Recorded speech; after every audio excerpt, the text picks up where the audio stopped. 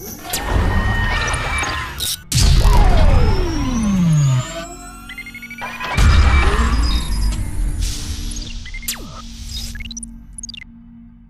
बच्चे सामने बैठे होते हैं, 2000 बच्चे सामने बैठे होते हैं, उनसे पूछता हूं कि आप में से कितने लोग नौकरी करना चाहते हैं।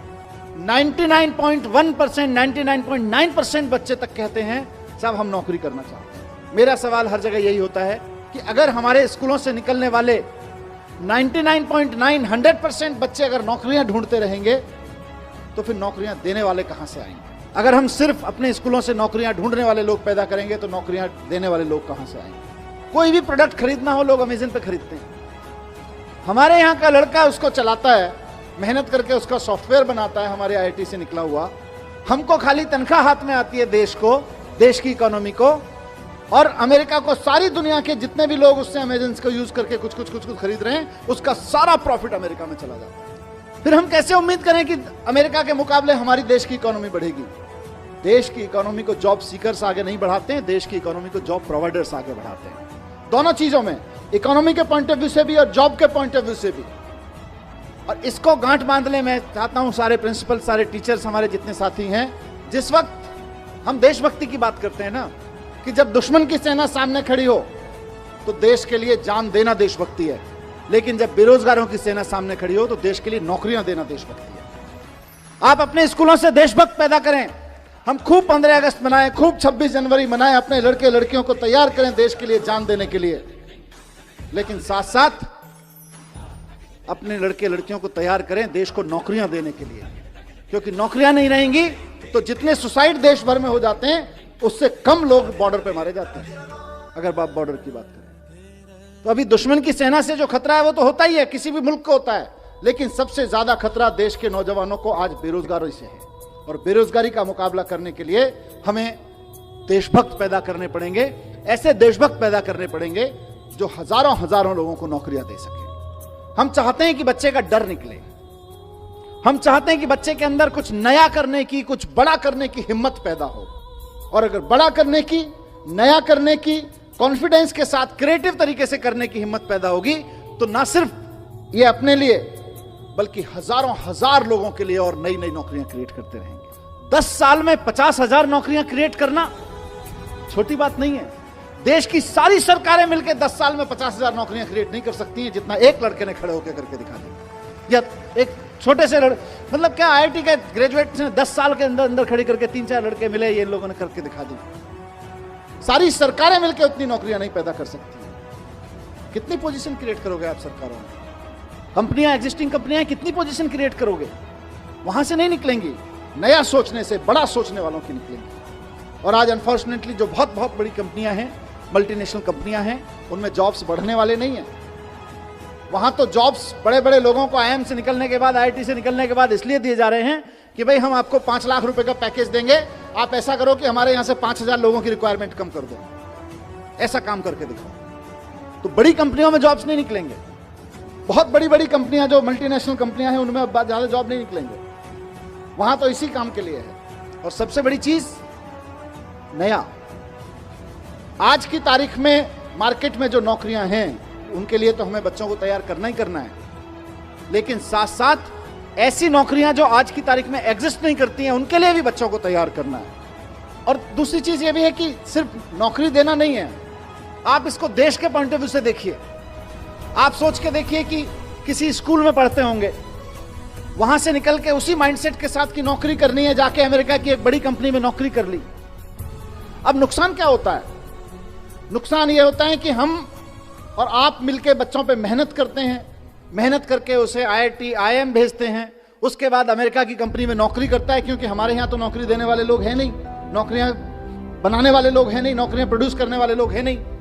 तो वो जाके अमेरिका की किसी कंपनी में नौकरी करता है, लेकिन अमेरिका सारा स्किल के बावजूद अमेरिका की कंपनी में नौकरी करने के बाद आप सबके, हमारे सब मेहनत के बाद जो हमको हासिल होता है वो कुल मिला के एक लड़के की तनख्वाह हासिल होती है, इससे ज्यादा कुछ नहीं हासिल होता। और वो जब दुनिया भर के प्रोडक्ट अमेरिका की एक वेबसाइट पे सेल कराता है सॉफ्टवेयर बना के, तो फायदा फिर अमेरिका को होता है। सारी दुनिया में किसी कंपनी विशेष की बात नहीं है, लेकिन आप सोच के देखिए, और मैं कोई स्वदेशी का रोमांटिसिज्म भी नहीं पेश कर रहा हूं, मैं इकोनॉमी की बात कर रहा हूं कि सारी दुनिया में कोई भी प्रोडक्ट खरीदना हो लोग अमेजन पे खरीदते हैं। हमारे यहां का लड़का उसको चलाता है, मेहनत करके उसका सॉफ्टवेयर बनाता है, हमारे आईआईटी से निकला हुआ। हमको खाली तनख्वाह हाथ में आती है देश की इकोनॉमी को, और अमेरिका को, सारी दुनिया के जितने भी लोग उससे अमेजन को यूज करके कुछ खरीद रहे हैं, उसका सारा प्रॉफिट अमेरिका में चला जाता है। फिर हम कैसे उम्मीद करें कि अमेरिका के मुकाबले हमारी देश की इकोनॉमी बढ़ेगी? देश की इकोनॉमी को जॉब सीकर्स आगे नहीं बढ़ाते हैं, देश की इकोनॉमी को जॉब प्रोवाइडर्स आगे बढ़ाते हैं। बहुत बार ऐसा हुआ है कि फॉरेन डेलीगेट्स, वहां के मंत्री, वहां के ऑफिसर, वहां के बिजनेस डेलीगेट्स आके, वहां के यूनिवर्सिटी के प्रोफेसर्स आके मेरे साथ डिस्कस कर रहे हों, और 15, 20, 25 मिनट की बातचीत में जब वो 10-15 मिनट बात अपनी रख लेते हैं और हम अभिभूत होते हैं, यार हमारे पास इतना बढ़िया सैनिटेशन प्लान क्यों नहीं है, हमारे पास इतना बढ़िया ट्रैफिक प्लान क्यों नहीं है। उसके बाद जैसे ही कहीं से एजुकेशन पे बात आती है और एजुकेशन से हैप्पीनेस पे बात आती है, उसके बाद उनका इंटरेस्ट अपना माल बेचने में नहीं होता। फिर वो बोलते हैं जी हम 3 दिन और हैं, हमें कोई स्कूल दिखा दोगे क्या? क्योंकि सारी दुनिया इस बात से जूझ रही है कि यार हम पढ़ा लिखा तो रहे हैं, हम सक्सेसफुल तो बना रहे हैं बच्चों को, लेकिन हैप्पी नहीं बना रहे। और बंदूकें सिर्फ पाकिस्तान भारत के बॉर्डर पर नहीं तनी हुई हैं, घर घर में तनी हुई हैं। उसका सॉल्यूशन दुनिया भर में ढूंढा जा रहा है, सिर्फ यही नहीं, और घर घर के नहीं, अमेरिका जैसे देशों में तो स्कूलों में तनी हुई हैं। वहां से हैप्पीनेस कैरिकुलम जब दिल्ली के आप सब टीम एजुकेशन की तरफ से निकलता है और सक्सेसफुली निकलता है, तो पूरे देश का नाम रोशन होता है, पूरे दुनिया के लिए एक सॉल्यूशन मिलता है। उसी तरह से आज एंटरप्रेन्योरशिप कैरिकुलम के बारे में मुझे पूरा भरोसा है कि आने वाले समय में दुनिया की सबसे बेस्ट यूनिवर्सिटीज, दुनिया के सबसे बेस्ट स्कूल्स जो इस बात को लेकर बहुत कॉन्फिडेंट हैं कि आप हमारे यहाँ बच्चा भेज के देखिए, हम ये सुनिश्चित कर देंगे कि बच्चा किसी भी मैथमेटिकल कैलकुलेशन में गलती नहीं करेगा। हम ये सुनिश्चित कर देंगे कि बच्चा किसी भी ग्रामर, किसी भी ह्यूमैनिटी के सब्जेक्ट के किसी भी कैरिकुलम में गलती नहीं करेगा। वो इस बात को समझेंगे कि हमने बच्चे को स्किल्स तो दे दी है, नॉलेज तो दे दी, पर उस नॉलेज का बच्चा क्या करे, उस नॉलेज के सहारे अपनी जिंदगी कैसे जिए और दूसरों को जीने में मदद कैसे करे, उसको अगर अप्लाई करना है तो एंटरप्रेन्योरशिप कैरिकुलम को समझना पड़ेगा, एंटरप्रेन्योरशिप माइंडसेट को समझना पड़ेगा। और मैं बड़ी बड़ी बातें छोड़ दीजिए, दुनिया देखे ना देखे, हमें तो अपनी प्रॉब्लम भी तो देखनी है। हमारी अपनी प्रॉब्लम्स कितनी है? हमारी प्रॉब्लम्स हैं कि आज हमारे यहाँ लड़के लड़कियों को हम बहुत अच्छा पढ़ा के उनके हाथ में डिग्रियां दे रहे हैं, लेकिन उनकी बेचारों की स्थिति यह है कि देश के किसी भी कोने में अगर किसी सरकारी डिपार्टमेंट में चपरासी भी की नौकरी निकलती है तो पीएचडी, पोस्ट ग्रेजुएट, ग्रेजुएट लड़कों की लड़कियों की लाइन लगी होती है। 3-3, 4-4 हजार बच्चे उसके लिए अप्लाई करते हैं, लाखों लोग उसके लिए अप्लाई करते हैं। क्यों? क्योंकि हमने पीएचडी की डिग्री तो दे दी, नॉलेज तो दे दी, पोस्ट ग्रेजुएशन की डिग्री तो दे दी, नॉलेज तो दे दी, ग्रेजुएशन की डिग्री, नॉलेज तो दे दी, लेकिन उसका करना क्या है ये नहीं दिया। उस नॉलेज के बेस पे मैं क्या कर सकता हूं ये नहीं दिया। इस नॉलेज के बेस पे क्या कर सकते हैं, इसी का नाम एंटरप्रेन्योरशिप कैरिकुलम है, इसी का नाम एंटरप्रेन्योरशिप माइंडसेट है। तो हमारे देश की सबसे बड़ी समस्या जो अनएम्प्लॉयमेंट है आज की तारीख में, उसका समाधान इससे निकलने वाला है कि अगर 1% बच्चे भी आगे बढ़ के एक्चुअली एंटरप्रेन्योर्स बनने की दिशा में चल पड़े तो इंडिया को सुपर पावर बनने से कोई नहीं रोक सकता है, सुपर पावर बनने से। अभी सचिन बंसल जी जैसा जिक्र कर रहे थे कि आईआईटी से निकलने के बाद इनके पास में जीने के 2 तरीके थे। एक तरीका यह था कि ये नौकरी कर लें किसी बड़ी कंपनी में, और दूसरा तरीका यह था कि कोई अपना काम कर लें छोटा मोटा, जैसा भी छोटा मोटा से शुरुआत करें।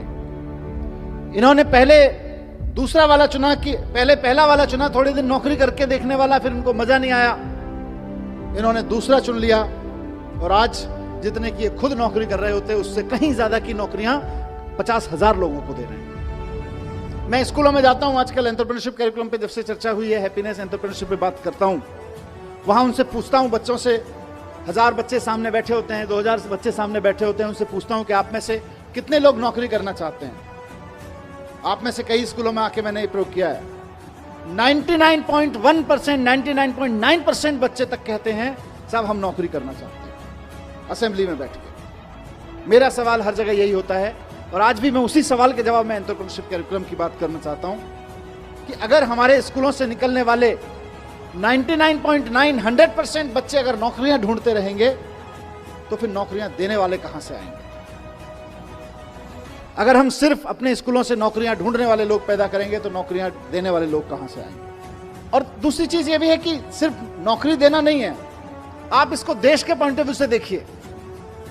आप सोच के देखिए कि किसी स्कूल में पढ़ते होंगे, वहां से निकल के उसी माइंडसेट के साथ कि नौकरी करनी है, जाके अमेरिका की एक बड़ी कंपनी में नौकरी कर ली। अब नुकसान क्या होता है? नुकसान यह होता है कि हम और आप मिलके बच्चों पे मेहनत करते हैं, मेहनत करके उसे IIT IIM भेजते हैं, उसके बाद अमेरिका की कंपनी में नौकरी करता है, क्योंकि हमारे यहाँ तो नौकरी देने वाले लोग हैं नहीं, नौकरियां बनाने वाले लोग हैं नहीं, नौकरियां प्रोड्यूस करने वाले लोग हैं नहीं, तो वो जाके अमेरिका की किसी कंपनी में नौकरी करता है। मुझे नहीं पता विनी भाई, लेकिन अमेरिका सारा स्किल के बावजूद अमेरिका की कंपनी में नौकरी करने के बाद आप सबके, हमारे सब मेहनत के बाद जो हमको हासिल होता है वो कुल मिला के एक लड़के की तनख्वाह हासिल होती है, इससे ज्यादा कुछ नहीं हासिल होता। और वो जब दुनिया भर के प्रोडक्ट अमेरिका की एक वेबसाइट पे सेल कराता है सॉफ्टवेयर बना के, तो फायदा फिर अमेरिका को होता है। कोई भी प्रोडक्ट खरीदना हो, लोग अमेज़न पे खरीदते हैं। हमारे यहां का लड़का उसको चलाता है, मेहनत करके उसका सॉफ्टवेयर बनाता है, हमारे IIT से निकला हुआ। हमको खाली तनख्वाह हाथ में आती है, देश को, देश की इकोनॉमी को, और अमेरिका को, सारी दुनिया के जितने भी लोग उससे अमेज़न को यूज करके कुछ खरीद रहे हैं, उसका सारा प्रॉफिट अमेरिका में चला जाता है। फिर हम कैसे उम्मीद करें कि अमेरिका के मुकाबले हमारी देश की इकोनॉमी बढ़ेगी? देश की इकोनॉमी को जॉब सीकर्स आगे नहीं बढ़ाते हैं, देश की इकोनॉमी को जॉब प्रोवाइडर्स आगे बढ़ाते हैं। अगर हमको भारत को एक इकोनॉमिक सुपर पावर बनाना है, भारत की इकोनॉमी को लेकर हम कुछ सपना देखते हैं कि हमारा देश भी अमीर हो, तो सबसे पहले यह सुनिश्चित करना पड़ेगा कि हमारे देश का ब्रेन हमारे देश की इकोनॉमिक पावर बनाने में लगे।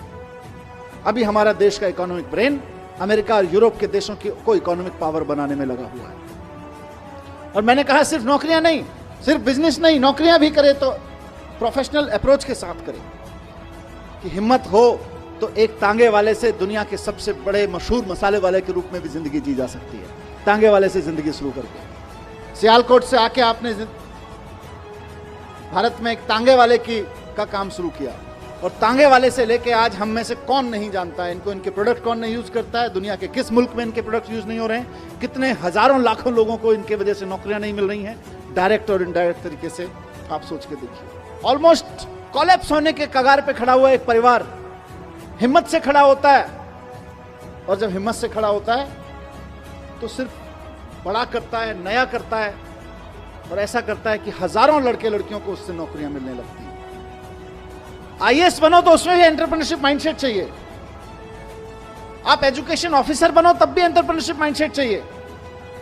आप एक स्कूल के प्रमोटर बनो, आप प्रिंसिपल बनो, आप 50 बच्चों के क्लास टीचर या सब्जेक्ट टीचर बनो, वहां भी एंटरप्रेन्योरशिप माइंडसेट चाहिए। जो शानदार काम कर रहे हैं और स्ट्रगल कर रहे हैं, वो एंटरप्रेन्योरशिप माइंडसेट के साथ कर रहे हैं। अंतर सिर्फ इतना ही है, उन प्रिंसिपल्स में एंटरप्रेन्योरशिप माइंडसेट है, उन टीचर्स में एंटरप्रेन्योरशिप माइंडसेट है।